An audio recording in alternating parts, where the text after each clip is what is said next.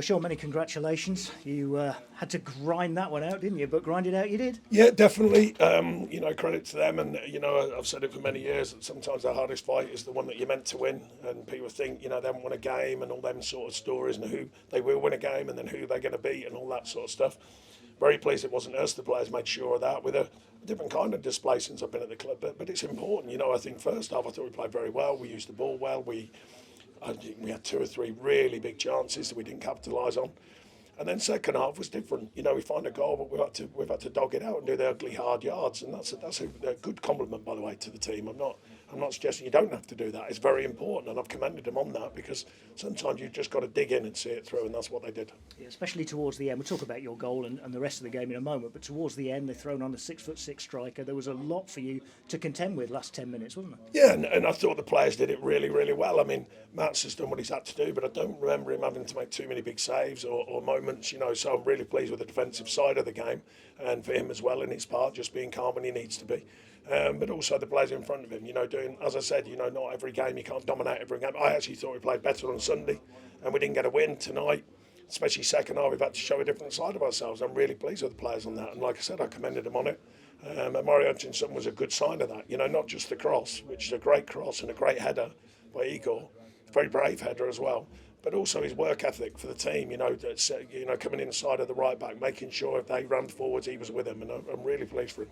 Let's talk about the goal then, because that's a big moment for Igor Jesus. Big moment in the game as well. Important goal, his first in the Premier League. Yeah, well, I mean, the one at Liverpool went against him, and we're wondering, and the keeper makes a big save at Brighton, which might have turned the game from a good strike from him. And then tonight he's got his rewards, and I think he's worked really hard tonight. He works ever so hard off the ball. His hold up play. He'll continue to improve. Don't forget the Premier League. He's new to it, and I'm really pleased. He's a super brave header. I mean, he's 4 strides and he never takes his eye off the ball. I've watched it back, just focused on scoring, and it's a really, really great ball in, but it's a really brave header and a really good header. So I'm pleased for him. Especially after his disappointment in the first half, where they've taken 5 minutes, Sean, on VAR to rule his first goal out. What do you think of that? Well, I mean, look, I mention all the time how what's the point of going over the screen, and then lo and behold, we're the ones they turn around out of nowhere. Look, I understand why in one way, but I don't think the keeper saves that. I think it should be judged on whether it's in the way or not. If the keeper's not going to save it, you consider him not to. I know everyone will argue, well, he might have saved it and all that. But Dan doesn't do anything. He just stands. I don't know where he's meant to go. You know what I mean? He can't go anywhere else, and he just stands. It's different if he throws his body somewhere to affect it, but he doesn't. I'm bound to say that, by the way. But if one comes our way, we just hope it goes for us and not against us, and they turn it round when it's something that we think's harsh. If it takes 5 minutes, it kind of suggests they weren't really sure either. Well, I know, and then they send them over, but I'm like, well, all them people sitting in them studios, I don't see how they have to keep reverting back to the referee for me. They've got 1 million views. Great minds in there and VAR minds, I'm sure. So how they have to keep reverting back to the ref, and then it takes even longer. And the ref must have been so unsure because look how long the ref took. Look, I'm a fan of VAR because these decisions are important. Not this one, but things like offside and things go on in the box and all that.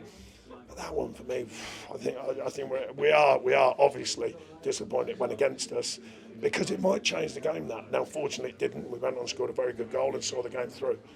But it's a really big. Going forgetting about that, I'm really pleased with the mentality of the players. Lots of games that they put a shift in again, they're throwing themselves at the end and doing all the right things to make sure we come away with a win. And straight back after the defeat against Brighton, back to a win. Yeah, I mean, I spoke after the game against Brighton, apart from the first 20 minutes, I wasn't disappointed with the performance, and these are not easy games to win. The pressure's off them in a strange way. It's not off them, but I know their fans want them to win, of course, but eventually the stats say they will win a game, and you don't want to be that side. You don't want to be the side they win against, and I'm pleased that we didn't.